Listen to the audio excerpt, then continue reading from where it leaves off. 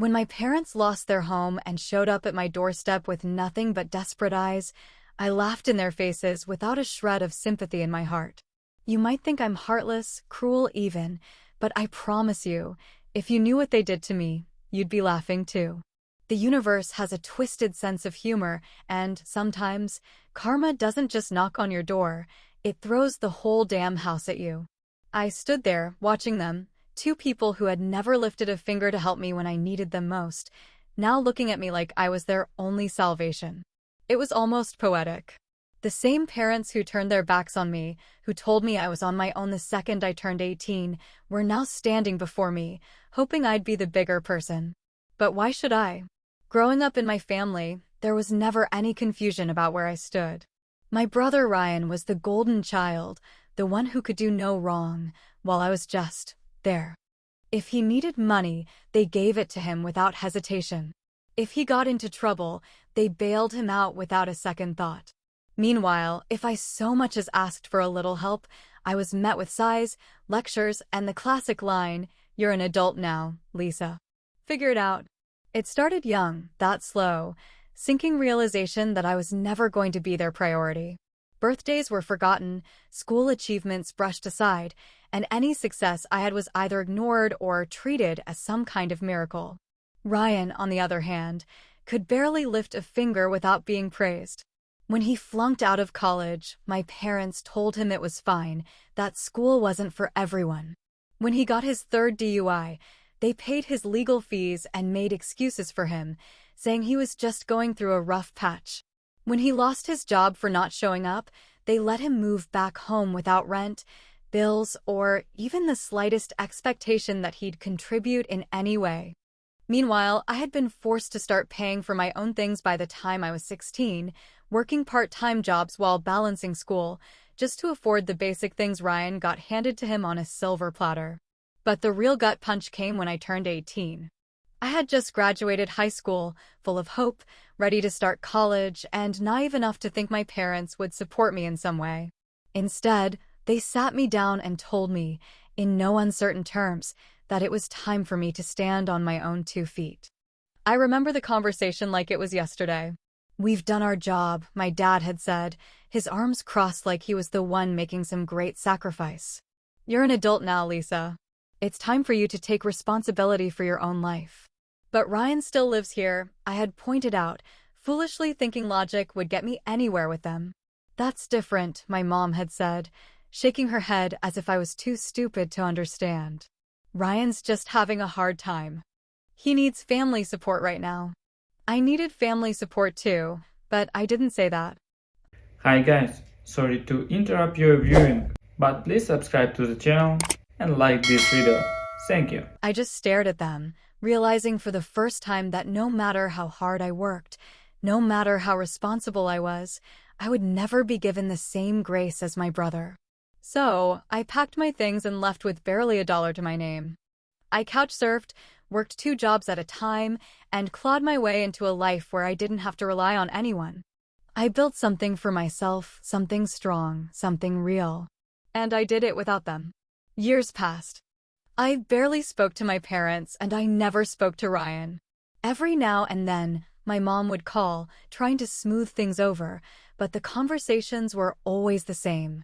They'd ask how I was doing, and the moment they sensed I was stable, they'd cut the call short. It wasn't love that made them reach out, it was curiosity, maybe even guilt, but never love. And I was fine with that. I didn't need them anymore. Then, one evening, out of nowhere, my phone rang. My parents never called unless something was wrong, so I almost didn't pick up. But something told me to answer. "Lisa, we need to talk." My mom's voice came through, small and shaken, nothing like the woman I remembered. "It's important." I should have ignored it. I should have hung up. But I didn't. Because for the first time in my life, my parents needed me more than I needed them. And I wanted to hear them say it. I stood in my doorway, arms crossed, watching my parents shift uncomfortably on my porch, looking smaller than I had ever seen them before. Their clothes were wrinkled, their expressions filled with an uneasy mixture of shame and desperation, and for the first time in my life, I saw them as something other than the unshakable figures they had always pretended to be. They had lost weight, their faces were hollow, and the bags under their eyes told me they had not been sleeping well for quite some time. My father, once so proud and unbending, couldn't even meet my gaze, while my mother fidgeted with her hands like a child caught in a lie. If they had shown up 10 years earlier, maybe I would have cared. Maybe I would have invited them in. Maybe I would have rushed to make them comfortable. But now, I only felt the cold satisfaction of a debt long overdue. "Lisa, please, we just need somewhere to stay," my mother finally said, her voice so meek that I almost didn't recognize it. She had never been meek before, not when she was tossing me out of the house at 18, not when she was making excuse after excuse for Ryan's failures, not when she was telling me that family was supposed to support each other right before refusing to do that very thing for me. I tilted my head, pretending to think about her words, but inside, I already knew my answer. "Funny," I said, my voice laced with mock amusement as I leaned against the doorframe. "You had a home for years while I struggled to keep a roof over my head, and now you come to me like I owe you something." "Lisa, honey, it's not like that," my father interjected, his tone brittle and defensive, but the way he avoided looking directly at me told me that he knew exactly how ridiculous he sounded. I almost laughed at the way he said my name, so soft and pleading, as if it was supposed to carry the weight of all the years they had ignored me, all the times they had chosen Ryan over me without a second thought. "Then tell me," I continued, crossing my arms even tighter, "what exactly is it like? Because from where I'm standing, it looks a hell of a lot like karma finally came knocking, and now you're here hoping I'll fix everything for you." "Lisa, your brother," my mother started, but I cut her off before she could even try to spin the same tired story about Ryan's bad luck, about how he just needed time, about how he was always on the verge of turning his life around if only someone would give him another chance. "Let me guess," I said with a smirk, "Ryan ran off with all your money, left you with nothing, and now you have nowhere else to go." They didn't answer right away, but their silence was all the confirmation I needed. I had seen this coming from miles away, years ago, back when they were still blindly throwing every dollar they had into whatever mess Ryan had made for himself, convinced that this time, he would finally get his act together. I had tried to warn them once, back when I still cared, back when I still thought they were capable of seeing the truth, but they had waved me off like I was the problem, like I was jealous of the attention they gave him, like I was incapable of understanding what family was supposed to mean. "Lisa, please," my mother begged again, her voice cracking as she reached for my arm like that would somehow soften my heart. "Just for a few months, just until we can figure something out, I swear, we won't be a burden." I scoffed, shaking my head, because I had heard those exact words before, but they hadn't been spoken to me. They had been spoken about Ryan, over and over again, every time he failed, every time he took advantage of their generosity. Every time he came crawling back with another excuse for why he couldn't stand on his own 2 feet. But when I had asked for help, when I had been the one struggling, there had been no sympathy, no second chances, no grace. They had looked me in the eye and told me to figure it out, so why the hell shouldn't I give them the same treatment now? Have you ever been treated like an afterthought by family, like you only mattered when it was convenient for them, like your value was entirely dependent on how useful you could be to them? If you have, then maybe you'll understand why I didn't feel guilty as I let them squirm, why I didn't rush to comfort them, why I wasn't falling over myself to help the people who had never once helped me. I took a slow breath, watching them, letting the weight of their own desperation settle over them like a thick, suffocating fog. Then, finally, I smiled, small and sharp, and said the words I knew would keep them up at night. "Let me think about it." I let them in, but not because I felt sorry for them, not because I suddenly had a change of heart, and certainly not because I owed them anything. I let them in because I wanted them to feel exactly what I had felt all those years ago, to taste the bitter pill of being unwanted, of being a burden, of knowing the person who held all the power over you did not truly care whether you sank or swam.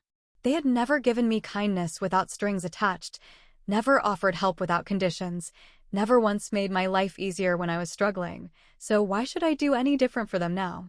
If they wanted to stay under my roof, they would play by my rules, and they would not like how that felt. The first thing I told them, as they sat on my couch looking small and pitiful, was that rent was due on the first of the month. No exceptions, no excuses, no special treatment. I named a price that was fair, reasonable even, considering they had nowhere else to go. But the way my mother's mouth fell open and my father's brows furrowed told me they were expecting a free ride. My mother's voice was small when she finally spoke, shaky like she could barely believe what she was hearing, as if the very idea of paying their own way was offensive to her. "Lisa, honey, we don't have any money right now," she said, her hands twisting together in her lap, her eyes pleading like that would somehow make me change my mind. "Then I guess you'll have to figure it out," I replied smoothly, letting the words sit between us, watching as understanding dawned on their faces. I wanted them to remember every time they had told me those exact words, wanted them to feel the same cold detachment they had once given me when I was young, scared, and struggling to survive. My father let out a short, bitter laugh, shaking his head like he couldn't believe what was happening. "Lisa, don't be ridiculous. We're your parents," he said, as if that fact alone should have been enough to erase every injustice, every time they had turned me away, every time they had chosen Ryan over me without a second thought. "You're right," I said with a smile. "I learned exactly how to handle this situation from you." They did not like that answer. The second rule was that they had to pull their weight in the house. They had spent my entire childhood drilling the importance of chores into me, had made me scrub floors and wash dishes while Ryan did whatever he pleased, so I saw no reason why they shouldn't now get the same treatment. My father grumbled under his breath about how unfair it was, how I was being cruel, but I just tilted my head and asked him if he thought it had been fair when they had forced me to do the same thing at 16 while they let Ryan sleep until noon. My mother, still trying to appeal to whatever shred of sympathy she thought I might have left, sighed heavily and rubbed her temples like all of this was too much for her to handle. "Lisa, we raised you," she said, her voice taking on that familiar tone of exasperated disappointment, the same one she had used so many times before when she wanted to make me feel small, like I was being unreasonable, like I was expecting too much. "No," I said simply, "you raised Ryan. I raised myself." The way her face crumpled for a moment told me she had no real argument, no defense, no way to twist the truth into something more comfortable for her. My father, never one to sit in silence when he felt powerless, scoffed under his breath and muttered something about how I had always been so stubborn, how I had always had a chip on my shoulder, but I let it roll right off me. They could think whatever they wanted, could tell themselves whatever lies helped them sleep at night, but the fact remained that they were in my house now, playing by my rules, and there was nothing they could do about it. For the first few days, they tried to make it work, but resentment was already festering beneath the surface, growing like a poison between us. My father, used to being the one in control, hated every second of it, hated that I had the power now, that he had to answer to me, that he could no longer bark orders and expect them to be followed. My mother, still convinced that guilt would get her further than pride, spent her days sighing heavily, making passive-aggressive comments, bringing up the past in ways that made her the victim rather than the villain. But I didn't care. I let them fester in their own bitterness, let them feel the weight of what it meant to be at someone else's mercy, let them finally experience what it was like to be an afterthought rather than the center of the universe. And then, just as I knew it would, the phone rang. My mother gasped the moment she saw the name flash across the screen, her entire body shifting from defeat to sudden, desperate hope. It was Ryan. Her baby. The golden child. The one they had spent their entire lives bending over backward for, the one they had given everything to, the one who had left them with nothing but a broken home and empty pockets. She answered before the second ring, her voice already cracking with emotion as she said his name like a prayer, like a lifeline, like she still believed he was going to save them. I just sat back and watched. The moment my mother answered the phone, her entire demeanor shifted, her spine straightened, her voice lifted with hope, and for the first time in weeks, she looked like she thought everything was going to be okay. I didn't even have to hear the voice on the other end to know exactly who it was, because there was only one person in the world who could make my mother go from miserable and defeated to eager and desperate in a single breath. It was Ryan, the golden boy, the one who had drained them of everything they had, the one who had taken and taken and taken until there was nothing left to give. And yet, even now, even when they had lost their home, their savings, and any shred of stability they once had, my mother still looked at that phone like it held all the answers, like her son was about to swoop in and make everything right again. Ryan, oh, sweetheart, thank God. My mother breathed into the phone, clutching it so tightly that her knuckles turned white, as if she thought he might disappear if she didn't hold on hard enough. Your father and I have been going through a really rough time, honey, and I could hear him cutting her off, his voice just loud enough to carry through the speaker, not because he was concerned, not because he was heartbroken over what had happened, but because he was irritated that she was calling him with problems instead of money. I watched my mother's face fall, her lips parting slightly in disbelief, because even though I could hear exactly where this conversation was going, she still had not learned her lesson. Sorry, Mom, I can't help, Ryan said, his voice muffled but still holding that same casual indifference it always did whenever responsibility tried to come knocking at his door. I'm kinda broke too, you know how it is. My mother blinked several times in rapid succession, shaking her head as if she could physically force her brain to reject what she was hearing. But Ryan, she started, her voice cracking, we really don't have anywhere else to go, honey. We just need a little bit of, yeah, I get it, Mom, but I'm not exactly rolling in cash either, Ryan interrupted. And I could almost picture him lounging somewhere with a drink in his hand, surrounded by people who had no idea that the money he was throwing around had once belonged to the people now begging him for help. Look, I gotta go, but I'll call you later, okay? And just like that, the line went dead. My mother sat there frozen, the phone still clutched in her hands, her expression so blank that for a second, I thought she might not have even registered what had just happened. But then, slowly, her shoulders sagged, and she let out a long, shuddering breath, the reality of it finally settling over her like a heavy weight she could no longer ignore. My father, who had been listening just as intently as I had, clenched his jaw and let out a low, bitter sigh, shaking his head in what I could only assume was a mix of disappointment and frustration. I could have told them this would happen. I could have warned them, again, that Ryan was never going to be the person they wanted him to be, that he was never going to be the son they had convinced themselves he was. But what was the point? He's just lost, my mother muttered after a long silence, rubbing her forehead like the problem wasn't her son's utter lack of accountability, but rather just a little bit of bad luck. He needs time, that's all. At that, I finally snapped. No, I said sharply, my voice colder than it had been all night. He doesn't need time, he needs consequences. Something you never gave him, something you never let him face, something that would have forced him to grow up a long time ago instead of turning him into the selfish, careless, irresponsible leech he is now. My father, who had remained mostly quiet throughout this exchange, suddenly scoffed under his breath, shaking his head like I was being unfair, like I was somehow the problem here. Must be nice, he muttered bitterly, having all this money while we suffer. For a moment, I could barely breathe. Of all the things he could have said, of all the ways he could have reacted, that was the one he chose? After everything they had done, after every time they had refused to help me, after every struggle I had faced alone, he had the audacity to act like I was the one at fault? I let out a short, humorless laugh, shaking my head in pure disbelief, because if they wanted to go down that road, if they really wanted to act like I was the villain here, then I was more than ready to remind them of exactly how we got to this point. You made me suffer first, I shot back, my voice sharp as a blade, each word cutting deeper than the last. I'm just playing by your rules. For the first time since they had shown up on my doorstep, they had nothing to say. No excuses, no weak justifications, no desperate attempts to guilt me into submission. They just sat there, looking at me like they had never really seen me before, like they had expected something different from me, like they still thought I was the same scared, desperate girl they had thrown out all those years ago.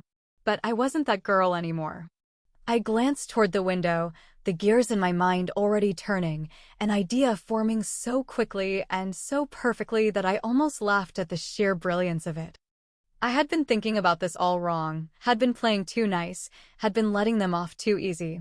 If they wanted to know what suffering really felt like, if they wanted to experience the same helplessness, the same fear, the same sense of complete and utter abandonment that I had felt for years, then I was more than happy to give it to them. They had spent their whole lives building a world where Ryan was the only person who mattered, where he was the sun and everyone else was supposed to revolve around him. Well, now they could live in that world for real, with no home, no money, and no golden boy to save them. I smiled to myself, my mind already made up. It was time for them to learn the real meaning of tough love. I woke up the next morning with a plan so perfect in its simplicity that I almost laughed at the irony of it all. For years, my parents had watched me struggle, had ignored my pleas for help, had turned me away with nothing but empty words about how it was time for me to be an adult and figure things out on my own. Well, now they were the ones with nothing, the ones who had to scrape by, the ones who had been abandoned by the very son they had spent their entire lives protecting. And now, they would finally get a taste of what it felt like to be thrown into the world with no safety net, no support, and no one to catch them when they fell. If they wanted help, I would give them exactly what they had given me, just enough to make it clear that I didn't actually care whether they succeeded or failed. At breakfast, my mother kept looking at me with the kind of desperate, hopeful expression that made my stomach twist in disgust, as if she really believed that one night under my roof had changed everything. As if she thought I would magically forget years of neglect just because she had nowhere else to go. My father, on the other hand, sat stiff and silent, his jaw tight, his pride too wounded to ask me for anything directly, even though we all knew that he had nowhere else to turn.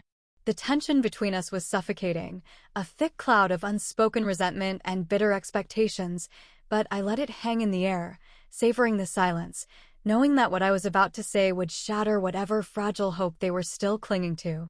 "I've been thinking about your situation," I finally said, setting my coffee cup down with deliberate slowness, watching as both of them snapped to attention, their eyes locked on me like starving animals waiting for scraps.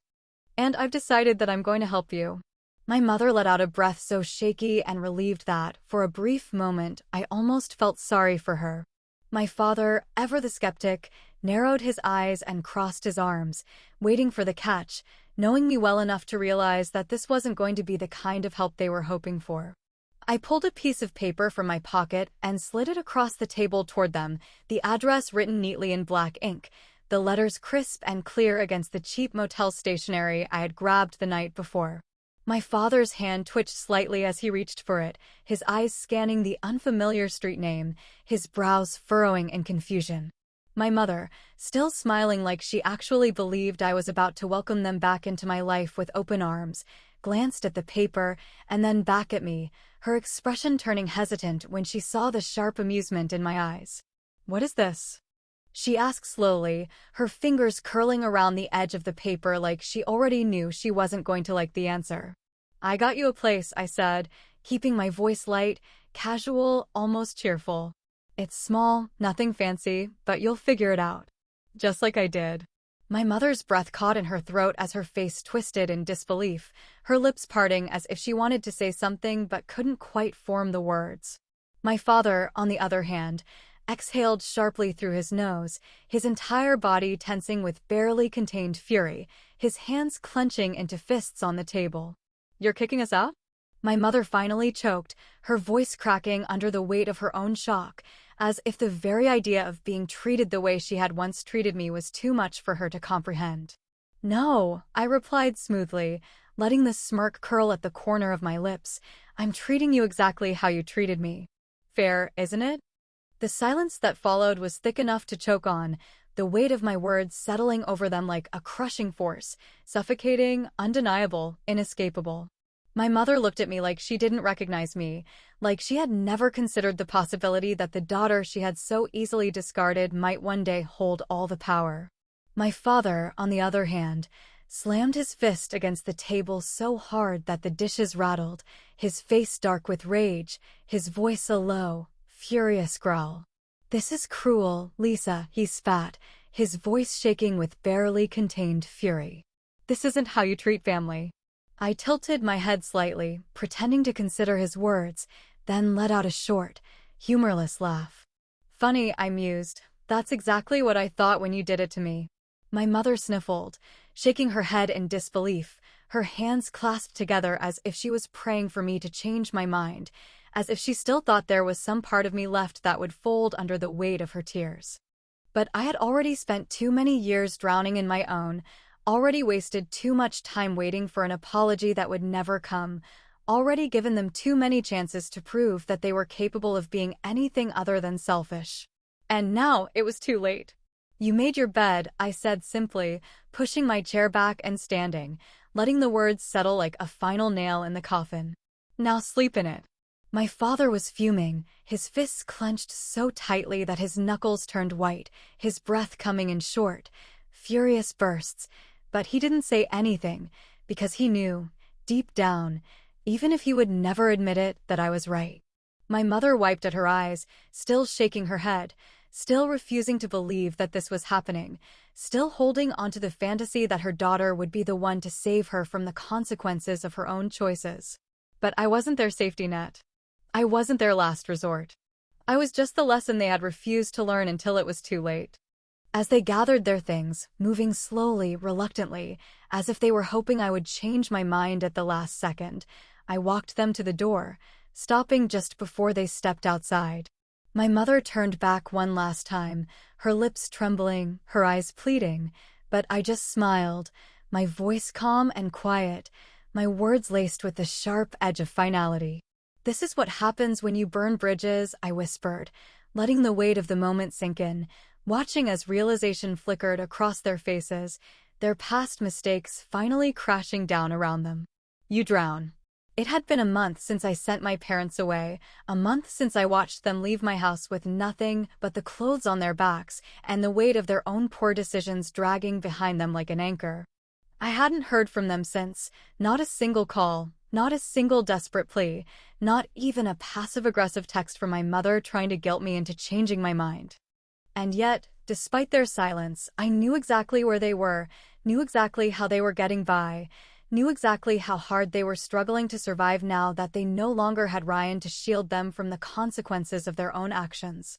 I hadn't planned on driving past the motel, hadn't even thought about them much since that night, but as I turned onto the street where I knew they had been staying, something in me wanted to see it for myself, to witness with my own eyes what their new reality looked like. The motel was just as run down as I remembered, the kind of place where people went when they had no other options left, the kind of place where desperation clung to the air like the smell of cigarette smoke and cheap liquor. The parking lot was nearly empty, the flickering neon sign above the front office buzzing weakly against the dull afternoon light, and as I rolled past, my eyes landed on the two figures sitting on the curb just outside one of the rooms. My mother sat hunched over, her hands clasped together in her lap, her once perfectly styled hair now dull and unkempt, her clothes wrinkled and worn like she had stopped caring about appearances altogether. My father sat beside her, his elbows resting on his knees, his face buried in his hands, his shoulders slumped in a way that made him look so much smaller than I had ever seen him before. They looked tired, defeated, like people who had spent the last month learning a lesson they never thought they would have to learn, like people who had finally come to understand that the world they had built around Ryan had crumbled beneath their feet, leaving them with nothing but the truth they had spent years trying to avoid. For a brief moment, I felt something unfamiliar stir in my chest, something that almost resembled pity, something that almost made me want to pull over, step out of my car, and ask them if they were okay. But then, just as quickly as it had appeared, the feeling vanished, buried beneath the weight of every memory I had tried so hard to forget. Every night I had cried myself to sleep wondering why my parents had never loved me the way they loved him. Every moment of my childhood that had been spent waiting for scraps of affection that would never come. They had done this to themselves, had handed Ryan everything while giving me nothing, had turned their backs on me when I needed them most, had thrown me out without a second thought while letting him stay as long as he wanted. No expectations, no rules, no consequences. And now, after all these years, they were finally getting what they had always refused to see. Ryan wasn't coming back. Ryan wasn't going to save them. Ryan wasn't the hero of their story, because Ryan had never cared about anything but himself.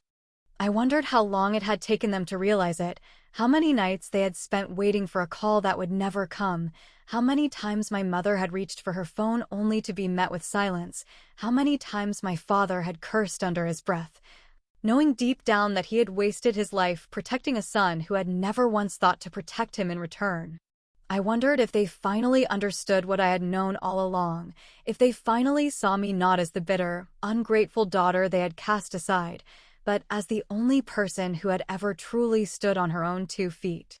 I didn't stop the car, didn't roll down the window, didn't do anything except watch them for a few seconds longer before pressing my foot to the gas and continuing down the road. There was nothing left to say, nothing left to fix, nothing left to salvage between us. They had made their choices, and now they were living with them, just as I had been forced to do all those years ago. They say revenge is best served cold, but damn, this was ice.